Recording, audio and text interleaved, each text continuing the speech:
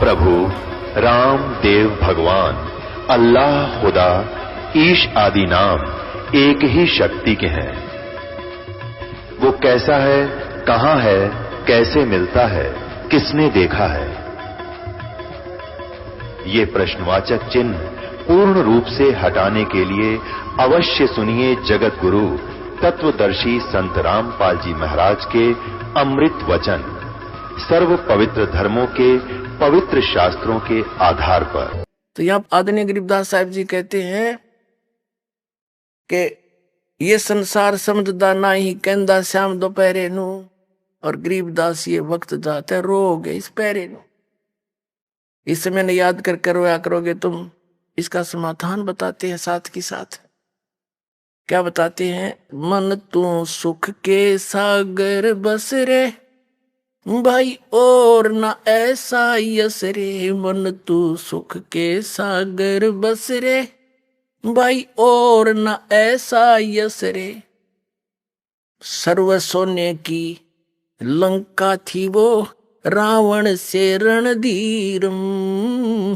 सर्व सोने की लंका थी वो रावण से रणधीरम। एक पलक में राज बिराजी वो जम के पड़े जंजीर में। मन तू सुख के सागर बस रे भाई और ना ऐसा यस रे। भाई दुर्योधन से राजा होते संग इकोतर भाई। दुर्योधन से राजा होते संग इकोतर भाई। 11 अक्षौणी संग चले थी देही गीद न खाई। मन तू सुख के सागर बस रे भाई और न ऐसा यस रे। अब क्या बता रहे परमात्मा कि तू यहाँ के किस चीज में महिमा बनाना चाहता है? सर्व सोने की लंका थी, सारी गोल्ड की। गोल्ड से यानी जैसे हम गारा से मिट्टी पकाकर ईंटें बनाते हैं और सीमेंट के अंदर उसको चिनते हैं। रावण ने अपने महल सोने की ईंटें बना के सोने की गारा से ही वो बनवा रखे थे। इससे ज्यादा धनी तुम हो नहीं सकते थे, सारी उम्र सिर पटक लियो। और रावण जैसे रणधीर श्री राम के भी छक्के छुड़ा दिए थे ऐसे ने, लेकिन भक्ति सत ना करने से सर्व सोने की लंका थी वह रावण से रणधीरम। एक पलक में राज विराजी, राज से नीचे हो गया यानी राज रहित हुआ। और यम के पड़े जंजीरम, यम के दूत बांध के ले गए उसने। फिर कहते हैं दुर्योधन से राजा होते संग 101 भाई, एक से एक बलशाली। और 11 अक्षौणी सेना, 11 करोड़ सेना साथ चले थी नो, खूब फूल के चले था। और कहते हैं 11 अक्षौणी संग चले थी देही गीद ना खाई, कुत्याली मौत मरा। यहाँ किस चीज को तुम महिमा मानते हो, किसके ऊपर आश्रित हुए बैठे हो?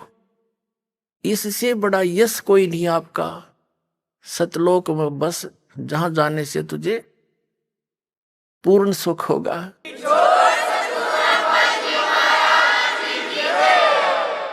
उसके लिए क्या बताते हैं? और बात तेरे काम न आवे संतों शरण लाग रे। के सोवे गफलत में बंदे जाग जाग नर जाग रे। जाग जाग नर जाग रे। और बात तेरे काम न आवे संतों शरण लाग रे। के सोवे गफलत में बंदे जाग जाग नर जाग रे। जाग जाग नर जाग रे। उठ सवेरे हुक्का भर लिया के जाग्या नर भाग रे। उठ सवेरे हुक्का भर लिया के जाग्या नर भाग रे। सुक्रम किया ना करी रे बंदगी ये फूटे तेरे बाग रे। फूटे तेरे बाग रे। और बात तेरे काम न आवे संतों शरण लाग रे, के सोवे गफलत में बंदे, जाग जाग नर जाग रे, जाग जाग नर जाग रे। इस तन सराय में जीव मुसाफिर, यो करता रहे दिमाग रे। इस तन सराय में जीव मुसाफिर, करता रहे दिमाग रे। रात बसेरा कर ले डेरा, चलो सवेरा त्याग रे, चले सवेरा त्याग रे। और बात तेरे काम न आवे, संतों शरण लाग रे, के सोवे गफलत में बंदे, जाग जाग नर जाग रे, जाग जाग नर जाग रे। उमदा चोला बण्या अनमोला, ये लगे दाग पे दाग रे। उमदा चोला बण्या अनमोला, ये लगे दाग पे दाग रे। 2 दिन की गुजरान जगत में, क्यों जले बिरानी आग रे, क्यों जले बिरानी आग रे। और बात तेरे गैसो वे गफलत में बंदे, जाग जाग नर जाग रे, जाग जाग नर जाग रे। कबद का चढ़ी चडरी चित पे, तू ओया मनुष्य ते नाग रे। कबद का चढ़ी चडरी चित पे, तू ओया मनुष्य ते नाग रे। सूझे नहीं सजन सुख सागर, ये बिना प्रेम बैराग रे, बिना प्रेम बैराग रे। और बात तेरे संतों शरण लाग रे, के सोवे गफलत में बंदे, जाग जाग नर जाग रे, जाग जाग नर जाग रे। भाई हर सुमरे सो हंस कवावे, ये कमी क्रोधी काग रे। हर सुमरे सो हंस कवावे, ये कमी क्रोधी काग रे। बहुरा ना भर में विष के बन में, चल बेगमपुर बाग रे, चल बेगमपुर बाग रे। और बात तेरे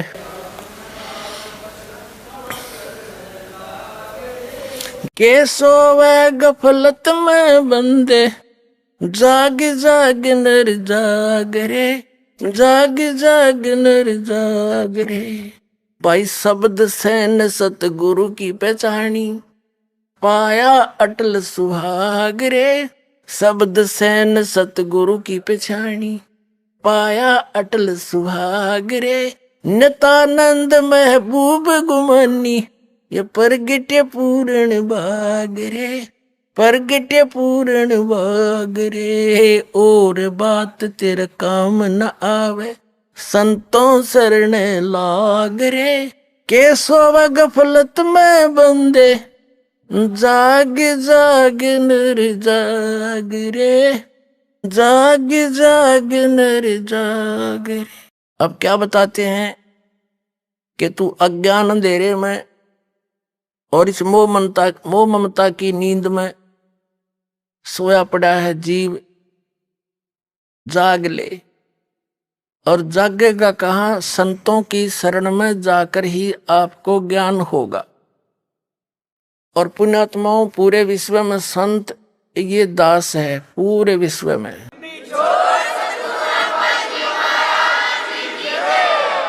जब तक आप इस दास को पहचानोगे नहीं, ज्ञान से परिचित नहीं होगे, हो सकता आपने ये एक ऊट पटांग सी बात लगे जो दास कह रहा है कि इस विश्व में किसी के पास यथार्थ भक्ति मार्ग नहीं है इस दास के अतिरिक्त।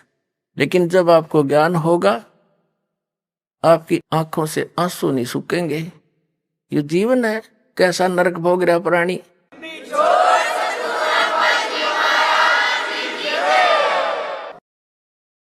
अब क्या बताते हैं? वैसे ये शब्द कबीर परमात्मा का है और बाकी ये संत अपनी छाप उस पर ला लेते हैं। कोई बात नहीं, हमने इस ज्ञान को समझना वो क्या कहना चाहते हैं। एक तो आप सोकर उठते हो, जागे, उस नींद से जागे।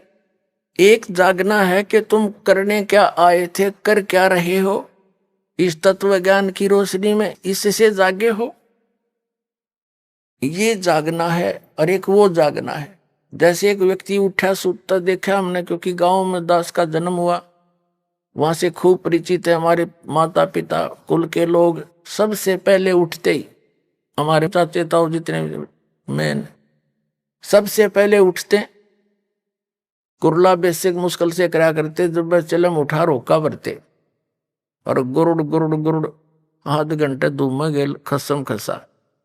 अब क्या बताते हैं परमात्मा के, तू जाग गया, उठ दे हुक्का भर लिया, फिर के जाग गया निर्भाग रे, ना कोई सुकर्म करा, ना भगवान को याद किया है, और फुटे तेरे भाग रे। फिर दूसरा जागना ये है कि तन सरा में जीव मुसाफिर करता रहे दिमाग रे, रात बसेरा कर ले डेरा, चले सवेरा त्याग रे। सब अपनी अपनी अटकल लगाई, सोचे जा सारा दिन नू करूंगा सो कर दूंगा, क्योंकि ये तो मुसाफिर है, और ये तन एक धर्मशाला है इसकी, और जब इसका निर्धारित समय खत्म होगा, पूंजी समाप्त होती, कोई ना रहने दे धर्मशाला। एक भक्त बता रहा था कि मेरी मम्मी 5 कन्या थी उसके, और 3 लड़कियों का ब्याह इकट्ठा कर रखा, और बात नौत का आई थी, रोहतक के बस स्टैंड पे खड़ी दूसरी बस के इंतजार में। अब जिसकी 3 कन्याओं का ब्याह हो, उसकी समस्या कितनी सामने होती है, नो लाऊंगी फलाना लाऊंगी, उस पर नो करवाना है, ऐसे करना। वह बैठी खड़ी खड़ी सारे विचार कर रही थी। एक दूसरी बस आई, उसको ड्राइवर लगा हुआ था बस उस स्टैंड के ऊपर, उसका ध्यान रहा नहीं, वो थोड़ी सी साइड में होकर घनी बैक होगी, वह माई खड़ी थी पिलर के सारे पोल के साथ में, वह बस लगी पाछे, तो उसने पता नहीं क्यों जा रहा ध्यान, वह सामने बस आने लग रही, अड़ लगी छाती में, आध घंटा तड़प का वही मर गई। बता, अटपट करें जावा में सारा दिन, एक पल का भरोसा नहीं। तो परमात्मा कहते हैं इस तन सरा में जीव मुसाफिर, अरे करता रहे दिमाग रे, रात बसेरा कर ले डेरा, तू चले सवेरा त्याग रे। फिर क्या बताते हैं, उमदा चोला बना अनमोला, लगे दाग पे दाग रे, या 2 दिन की गुजरान जगत में क्यों जड़े बिरानी आ गई। हम अपने बच्चों को सुखी करने के लिए ना जाने सारा दिन के झूठ कपट चोरी ठगी मिलावट हेरा फेरी है, और मिलना उनको वही है जो उनके भाग्य में है। हम उनको ऐसा अन्न खिला के उनको विष और दे देते हैं, वह बिरानी आग जले। एक व्यक्ति बता रहा था कि मेरे से बहुत भारी गलतियां हुई और उसका फल भी मुझे तुरंत ही मिल गया। एक लौता पुत्र था, और उसको सुखी बनाने के लिए, धनी बनाने के लिए मैंने पता नहीं के उठपटांग काम करे।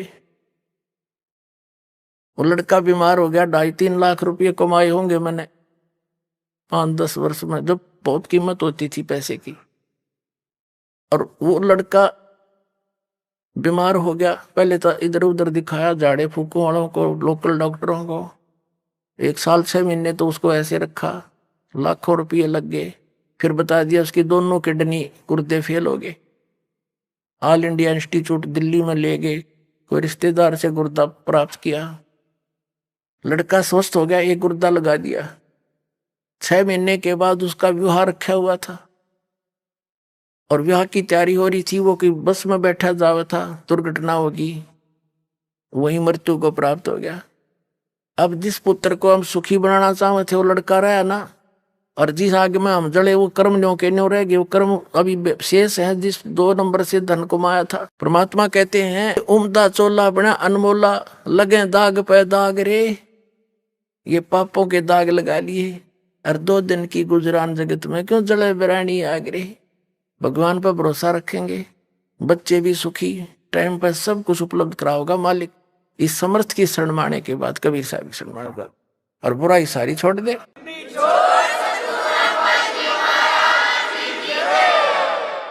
उस परमात्मा के पाने के लिए फिर हमने कैसा समर्पण करना पड़ेगा।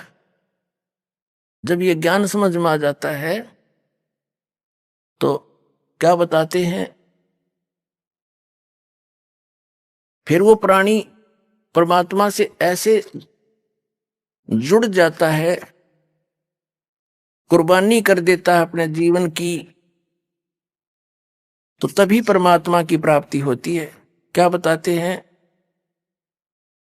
लागी का मार्गे और है लग चोट काल जा करके, लागी का मार्गे और है लग चोट काल जा करके, लग चोट काल जा करके, लग चोट काल जा करके, लागी का मार्गे और है लग चोट काल जा करके।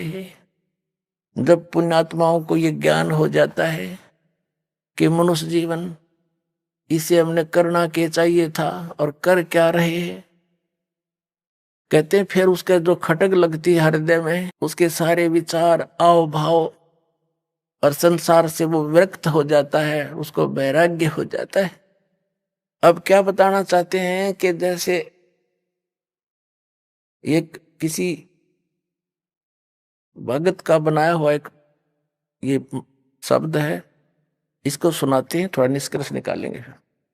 इसमें क्या बताया है कि किन किन महापुरुषों को ये ज्ञान हुआ, उन्होंने घर भी त्याग दिए परमात्मा प्राप्ति के लिए, और हम काम नहीं छोड़ सकते 2 घंटे का ऐसे अनमोल काम के लिए।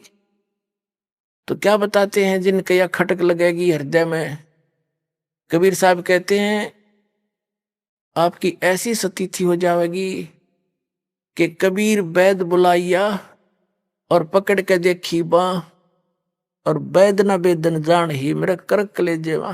कहते हैं ना जाने काल की कर डारे, किसी भी ढल जा पासावे, और जिनाते सरते मौत खुड़क दी उन्होंने केड़ा हासावे।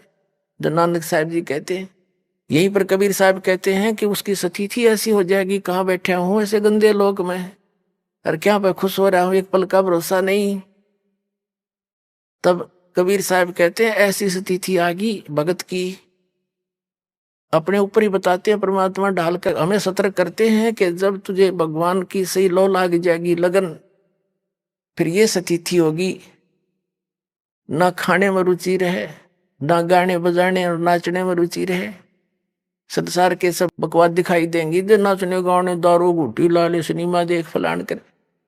तो कबीर साहब कहते हैं जब भक्त ऐसी स्थिति में आ गया, घर वालों ने सोचा ये तो बीमार हो गया, रोगी हो गया, वैद बुलाया, उसने वैद ने बांह पकड़ के देखी नब्ज, और कहा इसको तो रोग तो कोई दिखता नहीं, समझता ही है तो, और सूखन लग रहा, कुछ खाता न पीता, कोई विशेष रुचि नहीं किसी वस्तु में। तो कबीर साहब कहते हैं कबीरा वैद बुलाइया पकड़ के देखी बांह, और वैद न वेदन जान ही मेरा करक ले जेवा, लागी का मार्गे और है लगे चोट काल जा करके, लगे चोट काल जा करके, लगे चोट काल जा करके, लागी का मार्गे।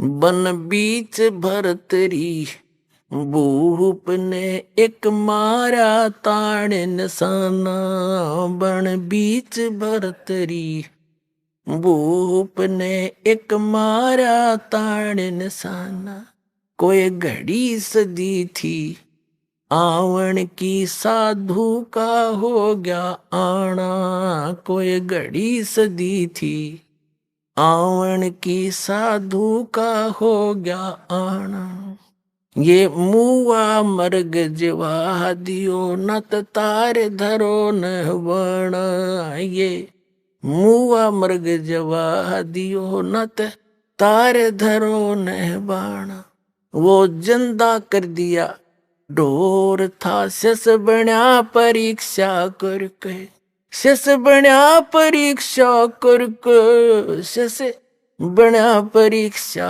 करके, लागी का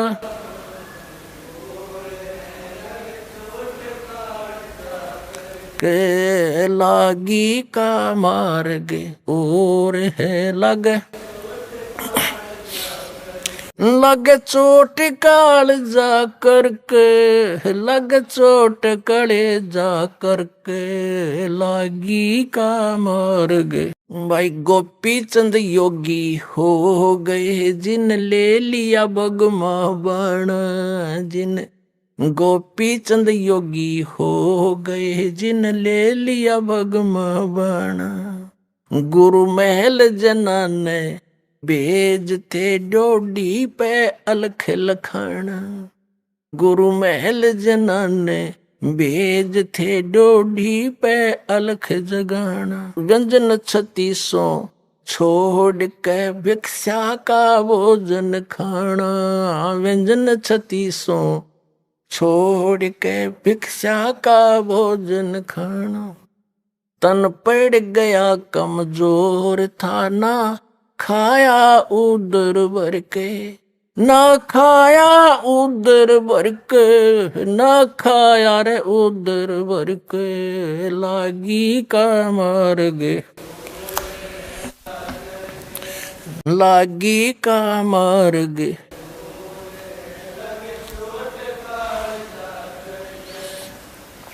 बाजीद कहे उठाओ ऊंट को, लोग कहें ये मुआ, बाजीद कहे उठाओ ऊंट को, लोग कहें ये मुआ। कुछ नक्सक बिगड़ा है नहीं, बाजीता अचरज हुआ, कुछ नक्सक बिगड़ा है नहीं, बाजीदा अचरज हुआ। रही उठन आड़ी चीज नहीं, गया ओड सलानी सुआ, रही उठन आड़ी चीज नहीं, गया ओड सलानी सुआ। कुछ नक्सक बिगड़ा है नहीं, बाजीदा अचरज हुआ, कुछ नक्सक बिगड़ा है नहीं, बाजीदा अचरज हो। जिन किया अचंबा गोर था, तजा राज काल से डर के, तजा राज काल से डर के, तजा राज काल से डर के, लागी का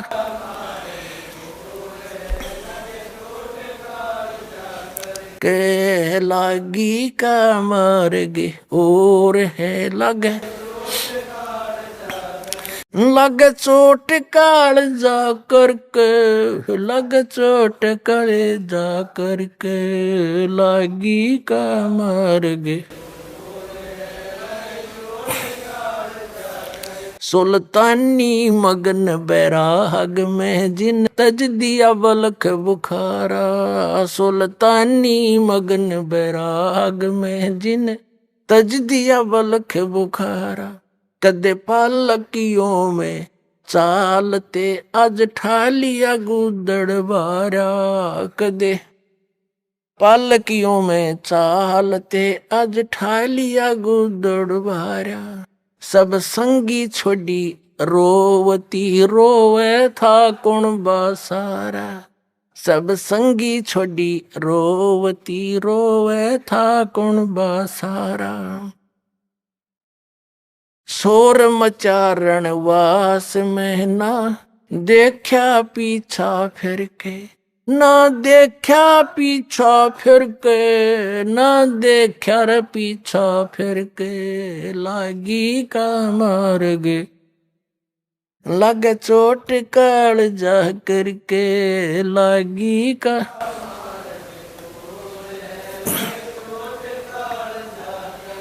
लग चोट काल जा करके, लग चोट काल जा करके, लागी का मार गे। अरे है लग चोट काल जा। कुएं में शेख फरीद ने किसी मीठी बोली भाषा, कुएं में शेख फरीद ने कैसी मीठी बोली भाषा। तुम चुन चुन कागा खा लियो और मेरे हाडों पर का मासा, तुम चुन चुन कागा खा लियो और मेरे हाडों पर का मासा। मेरे दो नैना ना छेड़ियो, मन राम मिलन की आशा, मेरे दो नैना ना छेड़ियो मोहे राम मिलन की आशा। जिन करी तपस्या गोर थी वो ओए आसरे अर्क। वो ओए आसरे अर्क। वो ओए आसरे अर्क लागी का।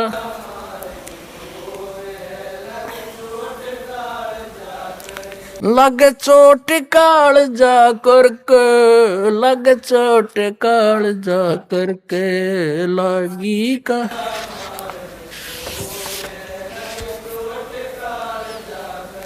भाई पीपा दरिया में कूद गया जिन कैसी करी डेठाई। पीपा दरिया में कूद गए रजिन कैसी करी डेठाई। वो नरपाड़ा जीत गए जिन सिर धड़की बाजी लाई। वो नरपाड़ा जीत गए जिन सिर धड़की बाजी लाई।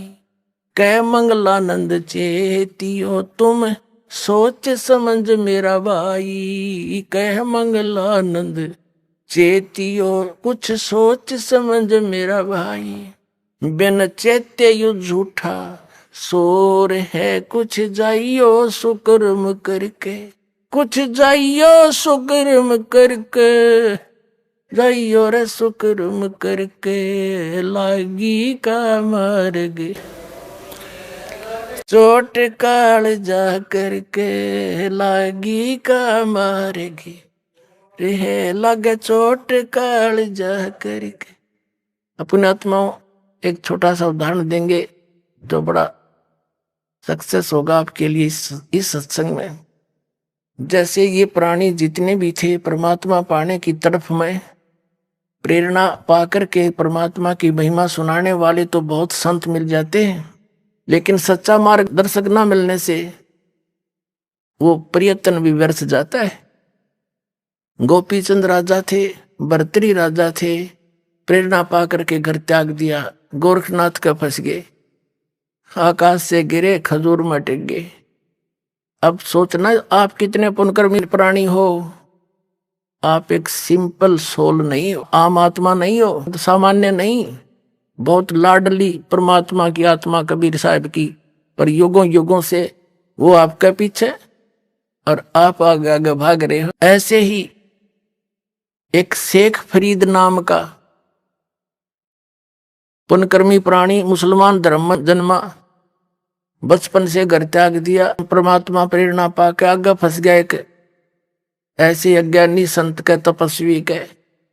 अब जैसा गुरुजी, और वो गुरुजी भी ऐसा तपस्वी, ऐसा सिद्ध पा के रहा था वहां पर। एक बार शेख फरीद, क्योंकि वो तो परमात्मा पाने के लिए घर से निकला था, संत ने उसके गुरुजी ने आश्रम बना रखा था, फक्कड़ फकीर थे वह, और उस आश्रम में 8-7 सेवक रहा करते थे। गुरुजी तपस्वी था, तपस्वी में तामस गणा होता है, क्रोधी गणा था, जरा सी भी कोई गलती कर देता था उसको डंडों से कूटता था, कई दिन सेवा नहीं देता था। अब शेख फरीद वो तो परमात्मा पाने के लिए निकली आत्मा थी, सिर धड़की बाजी ला रखी, गुरुजी का वचन शिरोधारी है, कुछ भी कह दे सो ही होगा। जिस कारण से उस संत के हृदय में चढ़ रहा था कि भी बालक तो ये है, कोई ऐब नहीं, कोई छल कपट नहीं, दिन रात आज्ञा का पालन आज्ञाकारी है। तो जिस कारण से अन्य शिष्यों को ईर्षा होगी, गुरुजी तो इसको ज्यादा महत्व देते हैं। वो क्या कर रखा था कि रोजाना प्रत्येक एक सेवक की सेवा लगा करती, सारा काम वो करा करते। उन्होंने बांट रखी थी, जैसे कपड़े धोने का यो करेगा तो रोटी खाने का, बनाने का और हुक्का भरने का यो एक की सेवा लगती थी। और हुक्का पिया करता वो संत, तो क्या करते थे, खाना खाता था, जो खाना खिलाता था वही हुक्का भर के पिलाता था, उनकी सेवा थी। और उस संत ऐसा क्रोधी था, सोने से पहले खाना खाता, खाना खाते ही हुक्का चाहिए उसने 5 मिनट के अंदर अंदर, नहीं तो धरती आसमान एक कर देता उनके लिए। और जो ऐसी किसी समय पर वस्तु नहीं देता था तो उसको कई जन सेवा से वंचित कर देता था, बोलता नहीं था, बार एक लोग बैठा देता था, शकल भी ना दिखाना पड़े पड़ा रहे। तो उन अन्य शिष्यों ने सोचा कि कोई ऐसी गलती में आवा यू शेख यू फरीद गुरु जी के हृदय से उतर जा। उन्होंने क्या किया कि गुरु जी खाना खाने के बाद हुक्का जरूर पीते हैं, हुक्का ना देने से न फिर ये घने दुखी हो जाते हैं। शेख फरीद ने आग बनाई, उस दिन सेवा थी उसकी। हुक्का के लिए जैसे खाना बनाते हैं वह आग तब बनी जाती है, और पता था उसने इतनी ऐसी व्यवस्था आती, खाना खिला के हुक्का भर के 5 मिनट 2 मिनट में दे दूंगा। अब वो खाना खाने चला गया, पीछे चेला ने आग बुझा दी वह सारी। वो खाना खिला के आया, देखा चूल्हे में आग नहीं। उन्होंने सोचा बात बिगड़ गई। थोड़े से मौसम ऐसा था वर्षा का, तो उसने सोचा ये साथ में गांव है, आधा किलोमीटर की दूरी पर, वहां धुआं उठता दिखा कि जाकर किसी माई से अग्नि ले आता हूं। वो चलम में हुक्का तमाकू डाल के हाथ में लेकर चल पड़ा पूरी स्पीड तय। वहां जाकर उस माई से कहने लगा, माई आग देना, आग देना, अग्नि देना, हुक्का भरना है। वह माई आग सलगावे थी, कभी बुझ जावे थी, फिर मारे थी फूक धुम्मे में, आंखें उसकी लाल हो रही। वो देख कर उसने कहने लगी कि आग में ना मिलती, आंख फोड़वा ले, आंख फोड़ ले, आंख फोड़े तो आग मिले। उसने सोची गुरुजी नाराज ना होने चाहिए, आंख कान के फूकूंगा, आंख में दे के चिमटा और फोड़ दी। माई दूसरी भी फोड़ू। उन्हें देखी तो कर दिया काम इसने। तो वह कह रही थी छो में, गुस्से में, वह डरगी तक उस नाथ का चेला बाबा का, अरे तेरी सहायता होगी। वो सारी चलम आग काट दी चूल्हे में, तो बाहर धर ले बाबा जी। और उस आंख ने वहीं गिर के शेख फरीद बांध के आंख के कपड़ा और धर के चलम फटाफट फिर दौड़ दिया स्पीड तक। अब उस गुरुदेव ने 5 मिनट बाट दे के इंतजार करी, 6 मिनट करी, 7 मिनट, 8 मिनट, फिर आवाज लगाई रहा शेख फरीद, हुक्का नहीं लाया। अब वो थोड़ी दूरी पे था, उन्हें फिर दूसरी आवाज लगाई रहा, कित बर गया। उसने सुन गई आवाज है, गुरुजी आवाज लगा रहे। कहने लगा आ गया गुरुजी, आ गया गुरुजी। कहने लगा रे आ गया कि देर कर दी गुरुजी, ऐसे ऐसे आग बुझ गई थी, इस गांव से जाके लाया हूं। अच्छा रख दे। वो तो हुक्का पीने लग गया। कहने लगा आंख के लग गया, जैसे जल्दी मां था ना ऐसे ऐसे हो गया, बस कोई खास बात नहीं। अब गुरुजी तो पी के हो गया। माई ने सोची है तो बात बिगड़ गई। अरे गुरुजी इसका न पता लगेगा तने पता नहीं के शराब दे देगा। वह लेके वह आंख धरका एक ढक्कन पे और ले आई। महाराज जी आगे रोने लगी, महाराज जी माफ कर दो, मेरे गलती होगी नहीं होगी। अब वो संत सोचा क्या होगी माई, आपका चेला गया था अग्नि लेने और मैं धूमे में दुखी हो रही थी। यूं कहने लगा माई आग दे दे। मेरे से गुस्से में बात निकल गई, स्वाभाविक कि आग वैसे नहीं मिलती, आंख फुड़वानी पड़े। इसने जब चिमटा दे के आंख काट दी। अन्य बोला माई दूसरी भी काटू निकालू। और महाराज जी मेरे पर गलती होगी, माफ कर दो, मैं माफी मांगने आई हूं। अब उस गुरु ने कहा कि शेख इधर आ फरीद। बुलाया, कहा जी जो कपड़ा क्यों बांध रखा है। जी बेसाफ की दया है। खोल इस कपड़े ने। कपड़ा खोल लाता, आंख नो की नो पाई इसकी, लेकिन थोड़ी छोटी होगी।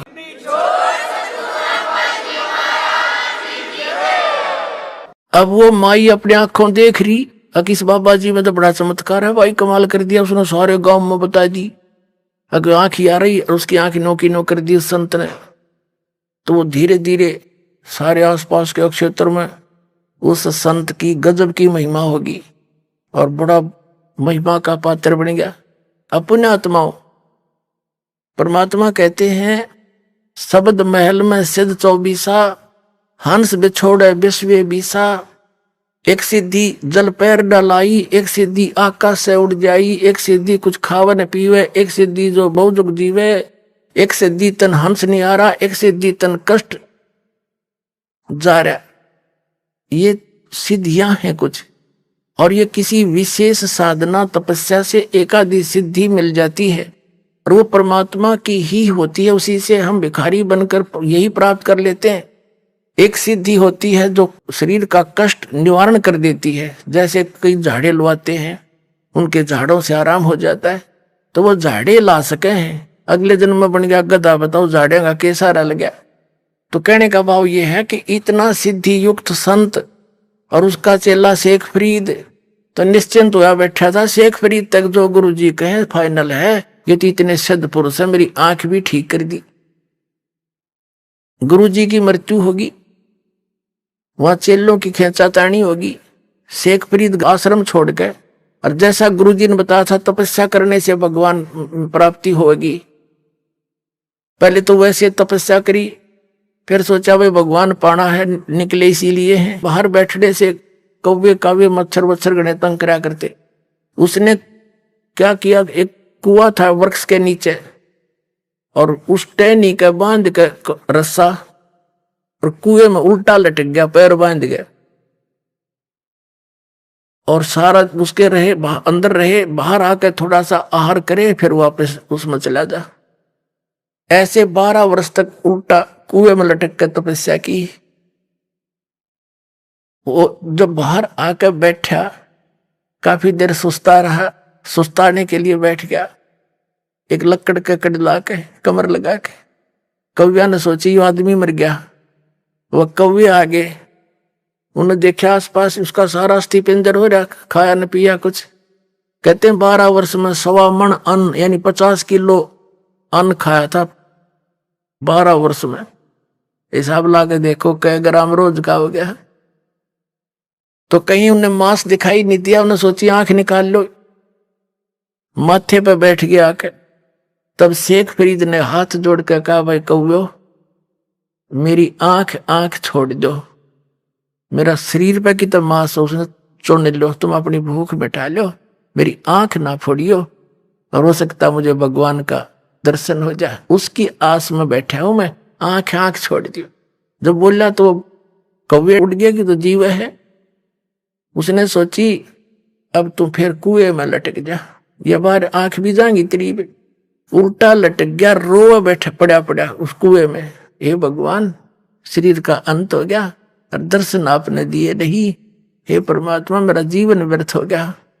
उसी समय वो परमात्मा आए, कबीर भगवान सतलोक से चलकर अल्लाह अकबर, और कुएं पर खड़ा होकर वो रस्सा में लटक रहा था, नीचे रस्सा बांध के उसको खींचा, ऊपर ने बाहर निकालना चाहा।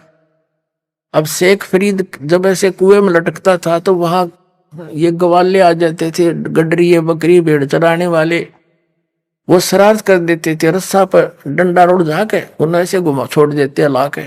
वो कभी नून सिर लगता उसका, कभी कुएं में इधर लगता, वो न्यू करके बेचारा अपना टाइम पास करता। उसने सोचा कोई शरारती फेर आ गया, इसने बाहर ही निकाल लिया मैं तो। जब परमात्मा ने बाहर निकाला, बाहर निकाल कर ऐसे उल्टा लटके वो कहता है शेख फरीद के भाई मैंने के बिगाड़ा तेरा, मुझे मत छेड़, मैं अपना काम कर रहा हूं, तू अपना काम कर, मुझे ना तंग करे। संतों को सताया नहीं करते। परमात्मा ने पूछा कि क्या कर रहे हो आप भगत जी? कि मैं परमात्मा के दर्शनार्थ, परमात्मा पाने के लिए और भगवान के दर्शन दीदार करने के लिए मैं अपनी साधना कर रहा हूं। कबीर साहब ने कहा कि मैं हूं भाई वो अल्लाह अकबर, मैं हूं भगवान। मैंने बोला मजाक मत करे, भगवान के बारे में मुझे मजाक सहन नहीं होता, तू अल्लाह नहीं हो सकता। परमात्मा बोले कबीर जी के और कैसा होता अल्लाह, कि वो तो निराकार है, वो तो बेचूड है, फिर आप क्या कर रहे हो यहाँ पर? उसके दर्शन के लिए, उसके दीदार के लिए ये साधना कर रहे हो? हाँ, उसके दर्शन करने के लिए। भले आदमियों, अपनी थ्योरी तो सोचो क्या कह रहे हो। एक तरफ तक कह रहे हो भगवान निराकार है, फिर उसको देखना भी चाह रहे हो तुम, पाताल में जा रही तुम्हारी बुद्धि। अपने आत्माओं कहते हैं ज्ञान कर गाम का तो चमका ऐसा व्याग्र। जब उसने ये सुना कि एक तरफ तुम देखना चाह रहे हो और फिर उसको निराकार बता रहे हो, फिर क्यों डलेट हो रहा है? अब उसने सोची शेख फरीद ने कि भाई आदमी तो काटेगा ही, भगवान तो नहीं हो सकता पर बाखबर अवश्य है। जैसे कुरान शरीफ की सूरत फुरकानी 25 आयत नंबर 52 से 59 में लिखा है कि हजरत मोहम्मद जिसको अपना खुदा मानते हैं वो खुदा कह रहा है कि ए पैगंबर तो इन काफिरों की बात मत मानना, ये कबीर को भगवान नहीं मानते, ये तो देवी देवतारण्य बुत पूजा में लगे रहते हैं, इनके साथ संघर्ष करना उस कबीर के लिए, इनकी बातों मत आना, लड़ना नहीं। फिर वो परमात्मा वही है जिसने सारी ब्रह्मांड की रचना की, 6 दिन में सृष्टि रची, 7वें दिन तख्त पर जा बैठा, उसकी खबर किसी बाखबर से पूछ ले। एक तो इसे हो गया कि कुरान शरीफ का ज्ञानदाता भी उस परमात्मा के पाने और उस परमात्मा से अपरिचित है, किसी बाखबर यानी तत्वदर्शी संत को खोजने की ही कही है। ऐसे गीता अध्याय नंबर 4 के श्लोक नंबर 34 में कहा है कि अर्जुन तू उन तत्वदर्शी संतों की खोज कर और उनको दंडोत प्रणाम करने से, नम्र होकर प्रसन्न करने से वो तत्वदर्शी संत तुझे उस परमात्मा उस तत्व ज्ञान का उपदेश करेंगे। तो गीता ज्ञानदाता भी उस तत्वब्रह्म से अपरिचित है, उस तत्व ज्ञान से अपरिचित है। तो उसके ये बात समझ में आ गई कि संत पक्का है, ये तो सही आदमी टकरा गया, चरण पकड़ लिए डोंगे नो और कहा मुझे मार्ग बता दे, कैसे मिला भगवान।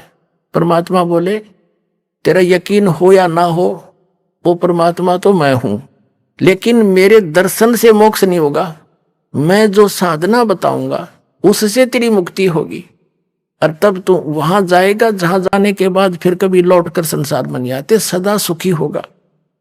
तब उसको धीरे धीरे कोई आहार कराया, फिर परमात्मा ने कहा भूखा मेरे भगवान नहीं मिलता, इस शरीर से क्यों दुश्मनी कर रखी है तुमने, गलत साधना गलत संत टकरा के। तब परमेश्वर कबीर जी ने वो परमात्मा मिले, उनको नाम दिया, और जब शेख फरीद का कल्याण हुआ, पुण्यात्माओं आज आपको वही साधना सहज में मिल गई, और समझा है तो सर दर पाओ और बहुर नहीं रहे सादा। बोलो सतगुरुदेव।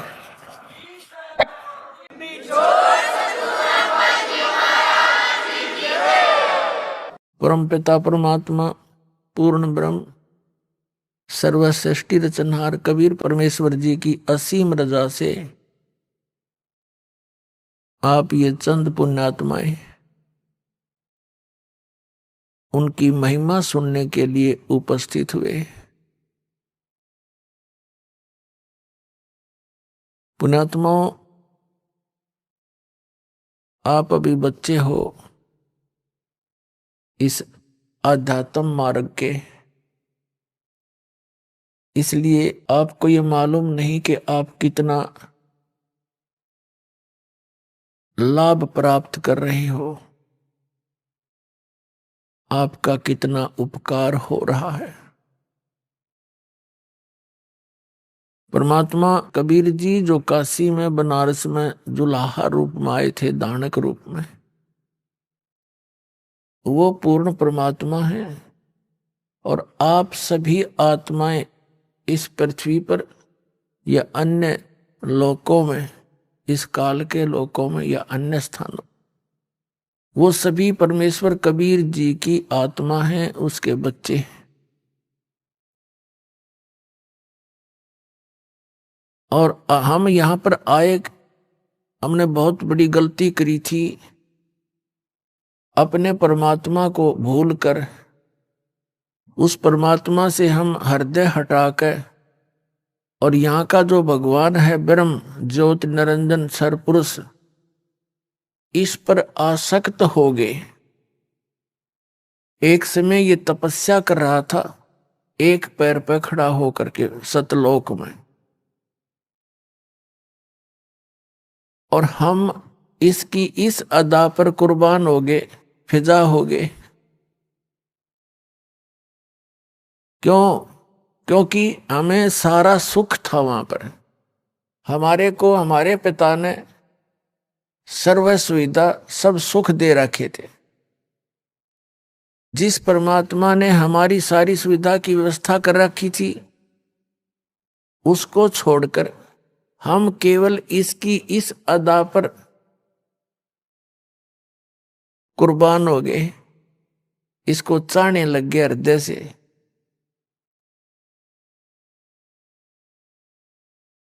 परमेश्वर ने बहुत बार आकाशवाणी की कि बच्चों, इसकी क्रिया को मत देखो, आप मस्त रहो। हम ऊपर से तो सावधान हो गए, अंदर से कसक गई नहीं।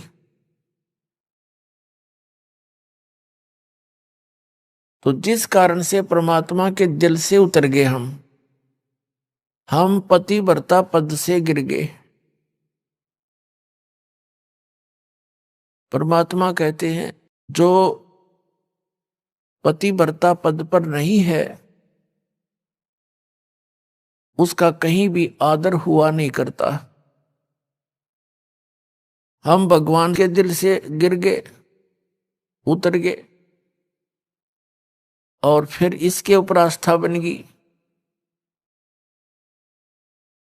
अपनात्माओं, यही रोग हमारे आज विद्यमान है प्रत्येक प्राणी का। तो फिर क्या हुआ कि इस ज्योत निरंजन काल भगवान ने परमात्मा से कुछ याचना की। परमेश्वर कबीर जी ने पूछा, क्या चाहता है तू ज्योत निरंजन? क्यों तू खड़ा होकर तप कर रहा है?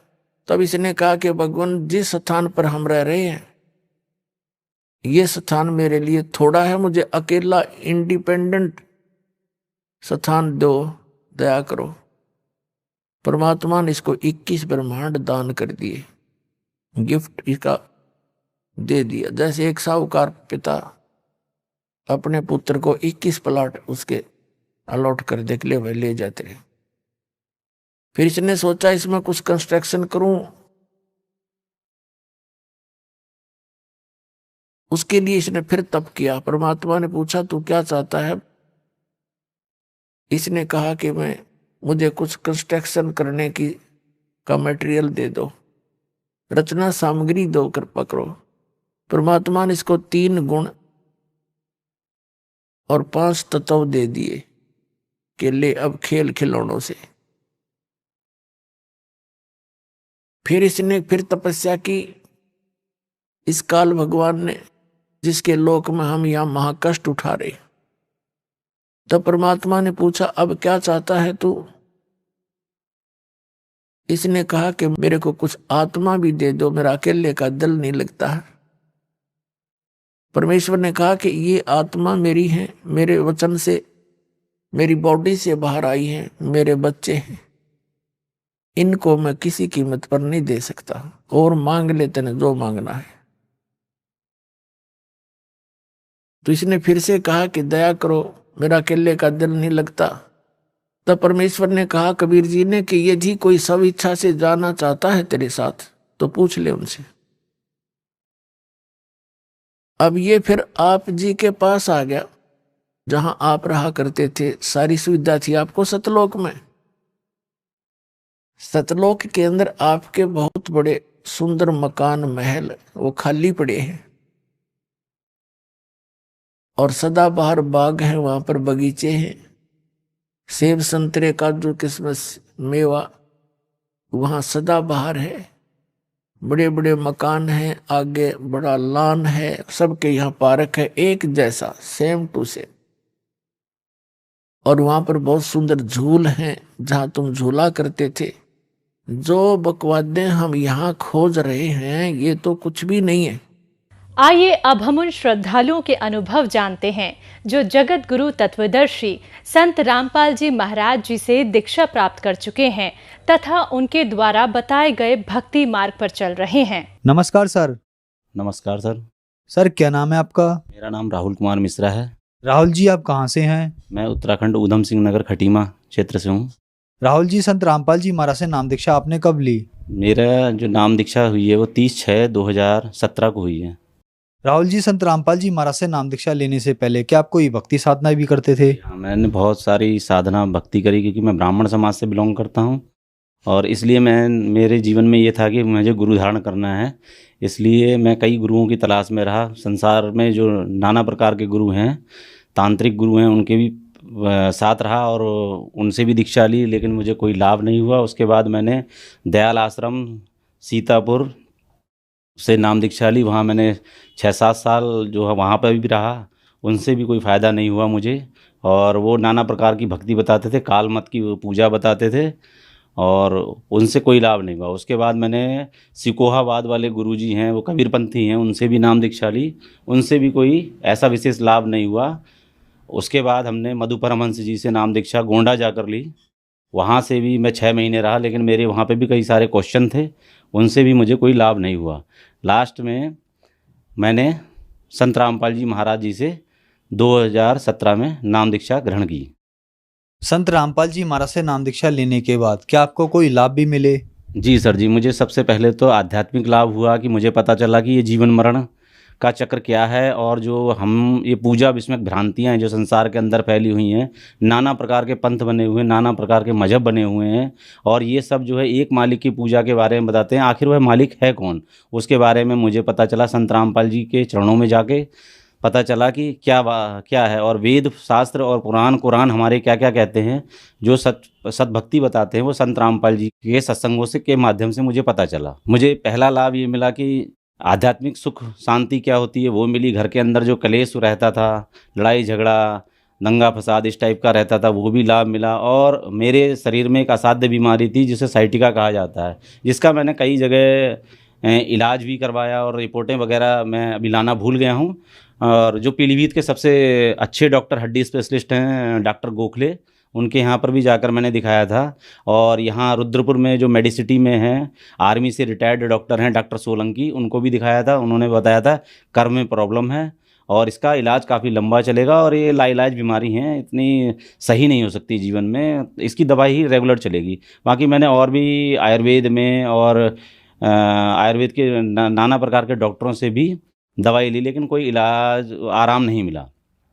उसके बाद मैं अपने शरीर को जंजीरों से मारता भी था, ये पैर में जो दर्द होता था इससे चला नहीं जाता था। बच्चे भी मेरे देख देख के रोते थे कि ये कैसा रोग हो गया। फिर मैं संत रामपाल जी महाराज की शरण में आने के बाद मुझे जो है इन मंत्रों का अधिक से अधिक जो है जाप किया। उसके बाद ये असाध्य बीमारी मेरी धीरे धीरे अपने आप स्वतः ही ख़त्म हो गई। डॉक्टरों ने ये कहा था कि ये किसी भी प्रकार से मुश्किल है ये, क्योंकि साइटिका का मैंने भी पूछा था कि मेरे साड़ू भाई हैं जो आर्मी में हैं, उन्होंने भी बताया था कि कमान हॉस्पिटल से कुछ लोगों ने इलाज कराया है साइटिका का, ये 2 साल बाद फिर वैसे ही हो जाती है और ये बीमारी बड़ा मुश्किल है सही होना। आर्थिक लाभ भी मिला मुझे कि संत रामपाल जी की शरण में जाने के बाद मैंने 20-25 लाख रुपए की जो जगह खरीदी, उसमें एक थोड़ी सी प्रॉब्लम आ गई थी। कई भूमाफियाओं ने उस पर कब्जा कर लिया था। परमात्मा से फरियाद की कि मालिक हम तेरी शरण में अभी आए हैं और ये हमने जो ज़मीन खरीदी है मालिक तेरी दया से खरीदी है। ये बहुत बड़ी प्रॉब्लम थी हमारे जीवन की, क्योंकि हमने तो कभी पैसा देखा ही नहीं था, हमने कभी सोचा ही नहीं था कि हम ये जो है ज़मीन खरीद पाएंगे। और वो भी मालिक ने दर्शन दिए हमारी पत्नी को कि बेटा आज तेरा ये सारा जो है बाल है ये ख़त्म हो जाएगा और आज से वो तुम्हारे नाम पे ज़मीन हो जाएगी। और उसी दिन सुबह उन लोगों ने सारा फैसला किया और मेरे हक़ में सारा फैसला आया कि भाई ये ज़मीन जो भी आगे बैठा हुआ था उसको हटवा के मेरे को कागज़ दे दिए गए कि भाई ये ज़मीन आपकी हो गई। और पहले हमारे पास मोटरसाइकिल हुआ करती थी, फिर मैंने 4 व्हीलर और ट्रैक्टर ख़रीदा और शटरिंग का कारोबार भी मेरा काफ़ी अच्छा चला। और मेरी कॉस्मेटिक का काम था जो अब होलसेल का काम करा है मैंने। और आज सुबह ही मेरा एक लाभ ये हुआ कि मैं शटरिंग के काम में क्या है कि साहब आपने देखा होगा सर जी कि झूठ सच बोलना पड़ता है, तो मिस्त्रियों के चक्कर में हमें काफ़ी झूठ सच बोलना पड़ता था और लोग विश्वास नहीं करते थे कि कैसे भगत हो। तो हमें अंदर से ग्लानि होती थी कि हम संत रामपाल जी महाराज जी के शिष्य हैं और हम सब कुछ सच कहते हैं, लेकिन लोग हमारे पर विश्वास नहीं करते। हो सकता है मालिक की दया रहे, कभी ना कभी आने वाला टाइम ऐसा आएगा जो हमारी बात पर लोग विश्वास भी करेंगे, लोग संत रामपाल जी महाराज के शिष्यों की कसम भी खाया करेंगे। तो हम 5-6 दिन से सोच रहे थे, ग्राहक आ रहा था जा रहा था, लेकिन हम इंटरव्यू जब देने आए तो हमें एक दिन पहले ही हमें पता चला कि हमारा जो सौदा है वो कैंसिल हो गया। तो मन ऐसा हुआ कि मैं इंटरव्यू अभी नहीं देने जाऊंगा, थोड़ा सा मन प्रसन्न हो जाए तब जाता हूं मैं इंटरव्यू देने। लेकिन मैंने फिर परमात्मा से लेट के फरियाद की, परमात्मा संत रामपाल जी महाराज को प्रणाम किया। प्रणाम करने के बाद मैंने कहा मालिक यदि इंटरव्यू अगर मैंने देना है तो मेरा मन भी प्रसन्न होना चाहिए, मेरी आत्मा भी प्रसन्न होनी चाहिए, तभी मैं तेरी शरण में आके इंटरव्यू दूंगा। तो मैं अपनी दुकान का शटर खोल के जैसे ही बाहर आया तो वो ग्राहक खड़ा था और उसने मेरा जो है सामान 10 लाख रुपए में ख़रीद लिया। और मैं तुरंत मन प्रसन्न होकर मैं यहाँ चला आया। मैंने बंदी छोड़ संत रामपाल जी महाराज का धन्यवाद किया कि बंदी छोड़ पग पग पर आप हमारा साथ देने वाले हैं, दया करना मालिक।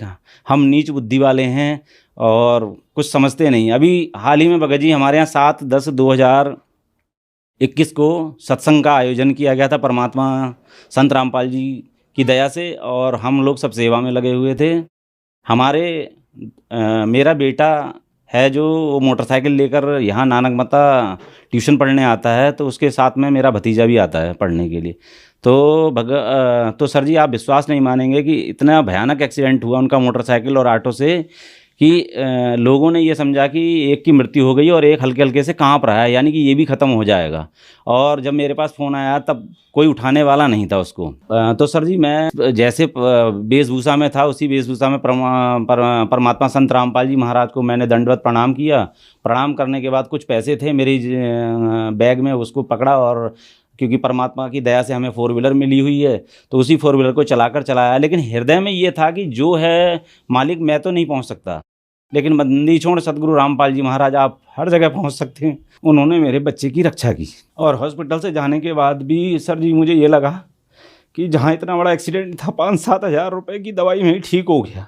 परमात्मा ने हमारे परिवार पर बड़ी दया करी। और सर जी मैं ये भी बताना चाहूँगा कि मेरी पत्नी को माइग्रेन और गठिया की बीमारी थी। माइग्रेन की बीमारी तो बंदी छोड़ सतगुरु रामपाल जी महाराज की जब हमने नाम दीक्षा ली उसके थोड़े दिन बाद ही समाप्त हो गई, और कुछ दिनों बाद गठिया का रोग भी समाप्त हो गया।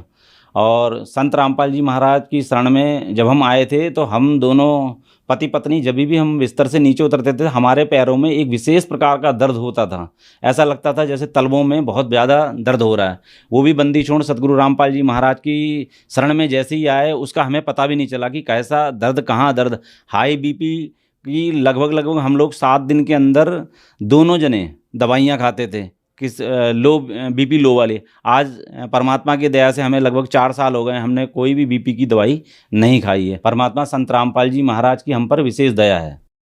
सर, संत रामपाल जी महाराज से नाम दीक्षा लेने के बाद आपको बहुत सारे लाभ प्राप्त हुए, तो जो श्रद्धालु आज आपको देख रहे हैं और वो भी संत रामपाल जी महाराज से नाम दीक्षा लेना चाहते हैं, दुखी हैं, उनके लिए आप क्या कहना चाहेंगे? मैं उन सभी भगत भाई बहनों से निवेदन करना चाहूँगा, जो हमारी उत्तराखंड कहा गया है, जिसे देवभूमि कहा जाता है, और हमने जहाँ पर नाना प्रकार के मंदिर हैं, जहाँ पर बलि प्रथाओं का आयोजन किया जाता है कि बकरे काटना, इस टाइप से भ्रांति की पूजा है और भूत पिशाचों की पूजा करी जा रही है। तो मेरा उनसे करबद्ध निवेदन है कि दास का निवेदन स्वीकार करें कि ये जो परमात्मा भक्ति बता रहे हैं, सद्भक्ति बता रहे हैं, इसके वेद और ज्ञान पढ़ें। हमारे जो चारों वेद हैं और उनके अनुसार क्या लिखा है, श्रीमद् देवी भागवत के अंदर क्या लिखा हुआ है, और परमात्मा हमें किस लोक में ले जाने की बात कर रहे हैं, कौन सा सतलोक है, कौन सा सचखंड है। मैं सभी से निवेदन करना चाहूँगा कि जो भी हैं वो परमात्मा की शरण ग्रहण करें, संत रामपाल जी महाराज की, और अपना जीवन को धन्य बनाएं। नाम दीक्षा लेने के लिए बहुत ही सरल तरीका बता रखा है। संत रामपाल जी महाराज के जगह जगह नामदान केंद्र है। देश में 500 और विदेशों में और अधिक नामदान केंद्र खुले जा चुके हैं, जिसमें परमात्मा के भगत लोग बैठे रहते हैं, और उसमें जो सत्संग के माध्यम से जो ज्ञान बांटा जा रहा है, उसमें जो पीली पट्टी चलती रहती है, उसमें नंबर दिए हुए हैं। उन नंबरों पर आप फ़ोन करके कहीं भी अपने जो निवास स्थान है उसके पास का कोई भी नामदान केंद्र पता कर वहाँ से नाम दीक्षा ग्रहण कर सकते हैं। धन्यवाद सर। धन्यवाद सर जी।